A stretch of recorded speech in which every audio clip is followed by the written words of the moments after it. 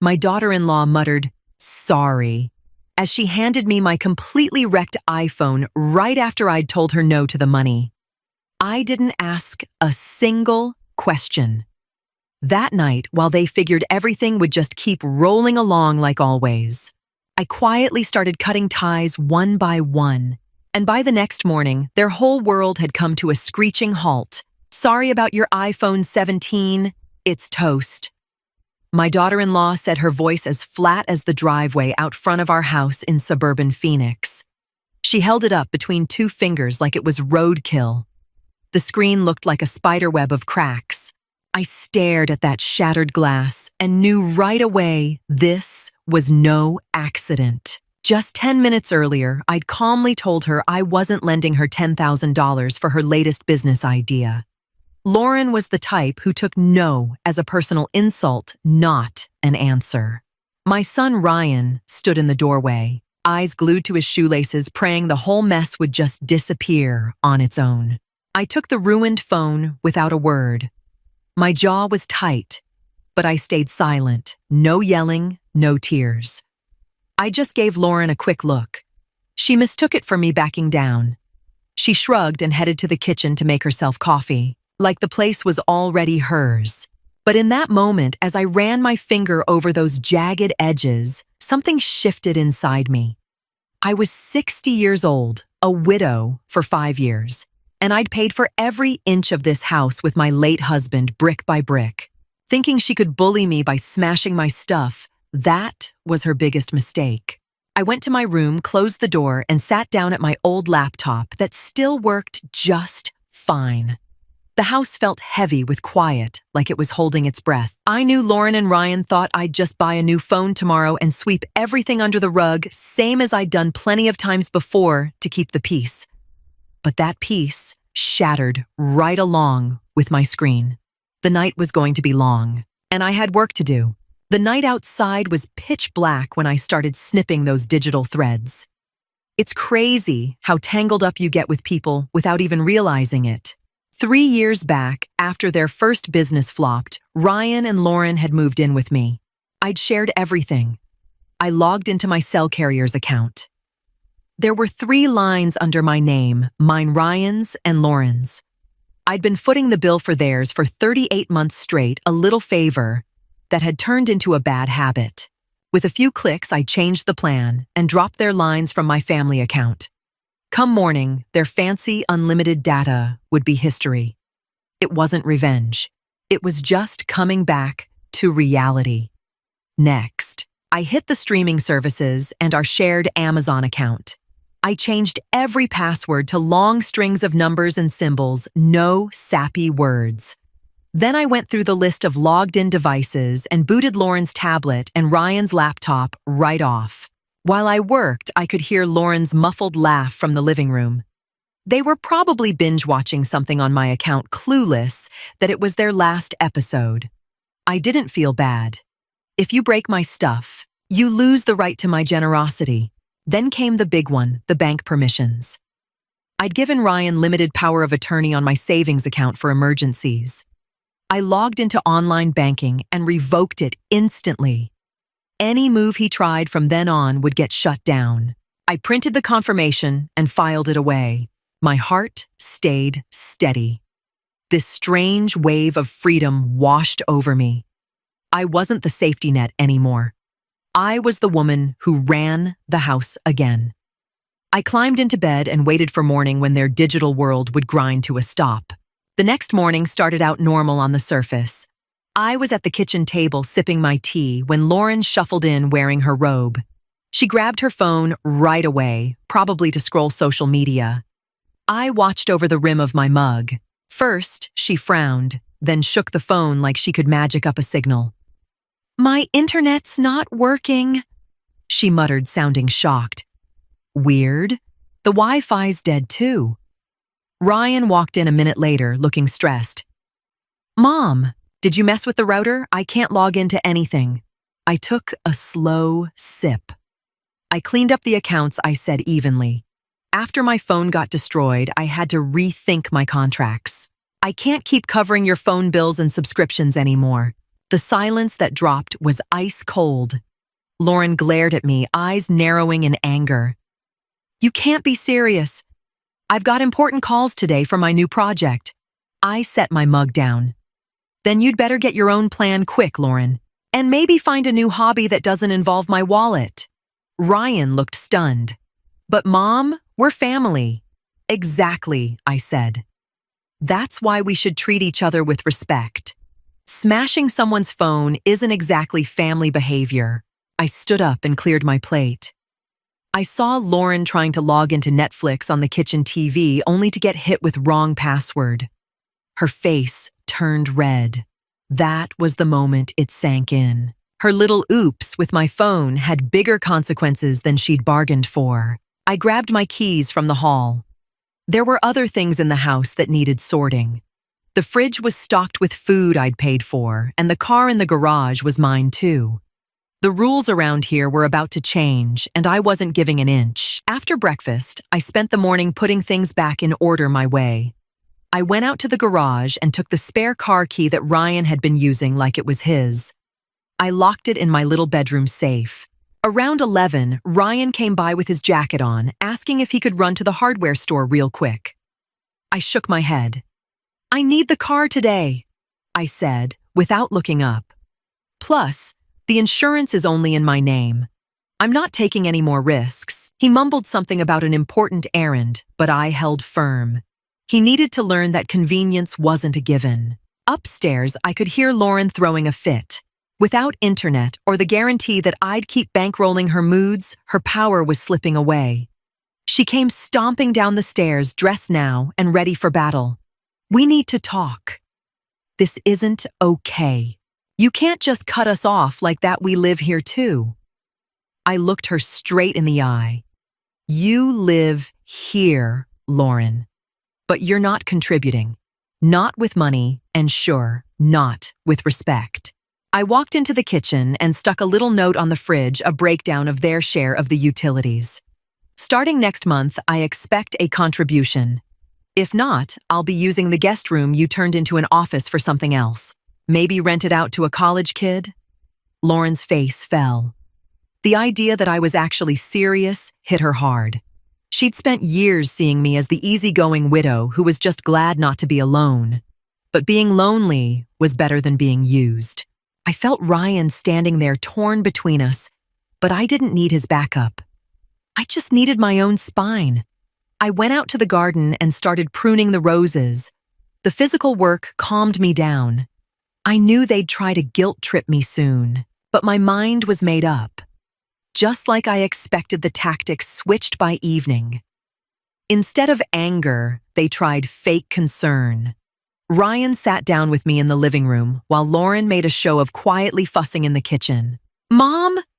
He started, his voice dripping with phony gentleness. "Lauren's really upset. The phone thing was a dumb accident. She's stressed about job hunting. We think you're blowing this out of proportion." He reached for my hand, but I gently pulled away. Ryan, an accident is tripping over something. A phone screen doesn't explode into a million pieces right after someone begs for money. I looked him dead in the eyes. "You call it overreacting. I call it getting clear. I've supported you two for 3 years. I watched you treat my house like a free hotel. That stops now." Right then, Lauren walked in, eyes all red like she'd been crying. "I wanted to apologize, Ren. I was just desperate. Can't we go back to how things were? I just need the internet for my applications." It was the classic move to tug at my mom heartstrings. In the old days, I probably would have caved. "You can fill out applications at the public library," I said coolly. "They've got free Wi-Fi."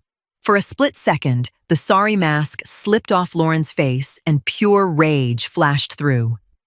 Then she stuffed it back down. She realized her tears weren't working on me anymore. I stood up and turned off the TV. "I'm heading to bed. Tomorrow's bulk trash day. I'll be clearing some furniture out of the office since I'm turning it back into my sewing room." The shock on their faces was almost funny. They'd thought a little fight would fix everything. They didn't get it. Yet I wasn't fighting. I was just acting. I locked my bedroom door behind me, a new habit that made me feel safe. My house wasn't their playground anymore. The next morning, I didn't wait for them to wake up. By 7, I was hauling old boxes up from the basement. I went into the so-called office upstairs, the room that used to be my sewing space, before Lauren filled it with her files and fancy desk. I started packing her things neatly but firmly into boxes. When Lauren showed up 2 hours later, sleepy-eyed and yawning in the doorway, half the room was already cleared. "What are you doing?" she practically yelled. "Those are my documents. This is my room," I corrected her, not stopping. "I told you yesterday I was taking it back. I'll move your stuff to the attic for now. If you need anything, you can grab it from there." Ryan came running at the noise. "Mom, this is too much. You can't just kick her out of the room?" I turned slowly. "I'm not kicking anyone out, Ryan. I'm reorganizing what's mine. If you two need workspace, you'll have to find your own place. This isn't a co-working spot." Lauren exploded. "You're so selfish. All because of one stupid phone, you're ruining our lives." I stayed calm while I taped up the last box. "No, Lauren. I'm protecting my life. You're both healthy adults. Letting you coast on my dime was my mistake. Fixing that mistake is my responsibility." I picked up the box and carried it past her. Their fight was all talk now. They had no legal leg to stand on, no lease, and the house was mine alone. With every box I moved, I felt years of weight lifting off me.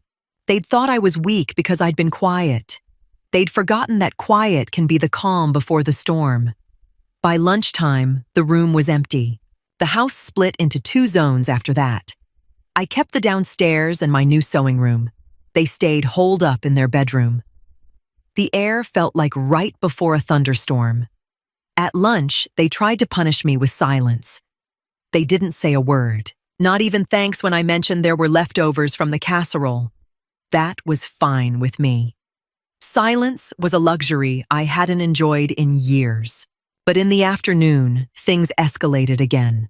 Ryan tried to go grocery shopping and found out the joint credit card tied to my account had been declined. He stormed out to the backyard. The card got rejected. We've got no bread, no meat, nothing. I kept trimming the hedge nice and easy. I canceled the card, Ryan. It's time you two ran your own household. I shopped for myself. My food's in the pantry, and it's locked from now on. He stared like I'd started speaking another language. "You're gonna let us starve." "Don't be ridiculous," I said, setting the shears down. "You've both got 2 legs, and there are grocery stores everywhere. You must have some savings left. Or did you blow it all on Lauren's phone smashing stunt?" I watched him swallow hard. He knew Lauren was broke, and he didn't have much either. They'd counted on Mom always picking up the tab. "If you want to eat, go shopping. Simple as that." I went inside and locked the pantry. I wore the key on a chain around my neck. It was tough, sure, but it was the only language they understood. That evening, I heard them arguing in the kitchen, probably counting pennies. It was the first time in years they'd really had to think about the value of $1. I sat in my clean living room reading a book while hunger started teaching them a lesson. The week dragged, but every day made my position stronger. Ryan had picked up a small delivery job to cover the basics. Lauren mostly sulked in their room, refusing to accept she'd lost. The real turning point came on a Thursday. I'd decided to change the locks on the front door, not to trap them out, but to keep control of who came and went. When they got back from a walk that afternoon, their keys didn't work. I opened the door before they could start banging. "Here are your new keys," I said, handing one to each. "But there's a condition: whoever doesn't start paying a fair share of rent by the end of the month needs to pack up. I've already put ads out for tenants." Lauren let out a hysterical laugh. "You'd let strangers into our house." "It's my house," I said firmly. "And strangers would at least pay rent and not destroy my things." That was when it finally hit. Lauren, her spot here wasn't safe anymore. She spun on her heel and started throwing clothes into suitcases. She yelled at Ryan that she couldn't stay with this crazy old woman. Ryan tried to calm her, but it didn't work this time. I stood in the hallway and watched her stuff bags. It hurt seeing my son so torn up, but I knew without this break, he'd never grow up. He had to choose keep being Lauren's sidekick or finally stand on his own 2 feet. I didn't offer help. I just watched. When the first suitcases lined up in the hall, the house already felt lighter. All that constant demanding was finally getting carried out the door. I made myself a cup of tea and waited. The goodbye wasn't going to be pretty, but it was necessary if I wanted to keep breathing. It was a rainy Saturday when the little moving truck pulled up. Lauren had called a friend to help haul their stuff. Ryan looked pale and wouldn't meet my eyes. He'd decided to go with her at least for now. They'd found a cheap room on the edge of town, far from the comfort I'd given them. While they carried boxes, I sat on the porch and watched.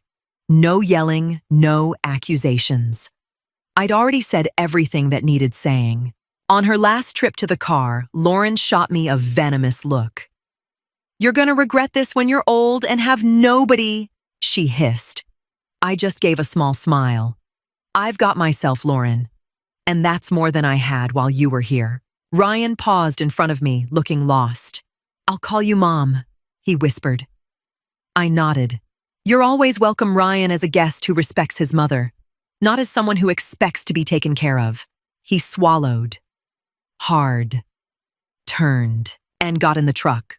As the taillights disappeared around the corner, this incredible quiet settled over the neighborhood. I walked slowly through the house. The rooms they'd used looked empty, but not sad. I opened every window to let the stale air out. I glanced at the bare spot in the office where Lauren's desk had been. Soon, my old sewing machine would go there. I felt no bitterness, just a deep, well-earned relief. I hadn't defended my boundaries with lawyers or papers. I'd done it with actions.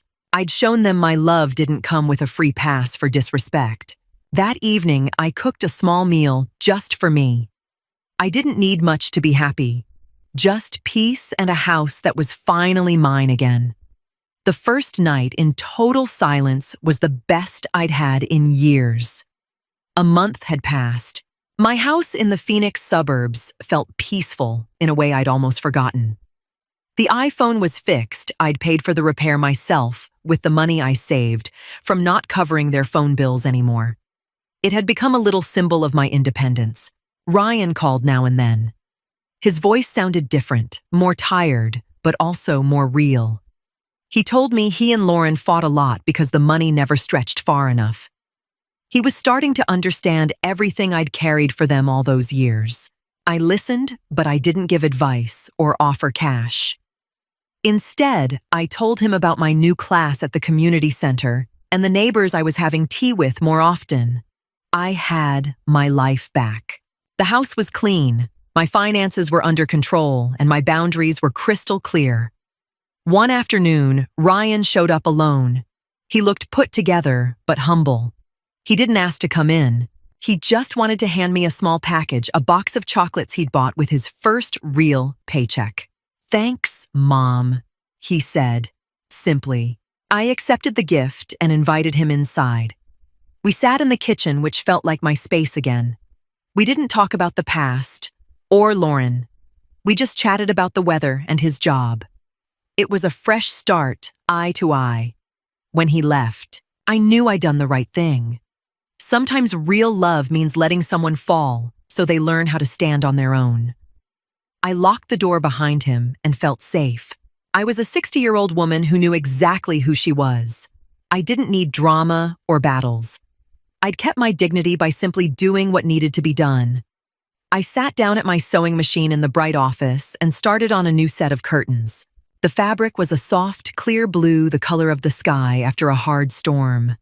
My life belonged to me again. Sometimes silence isn't giving in. It's the moment you quietly take the wheel back.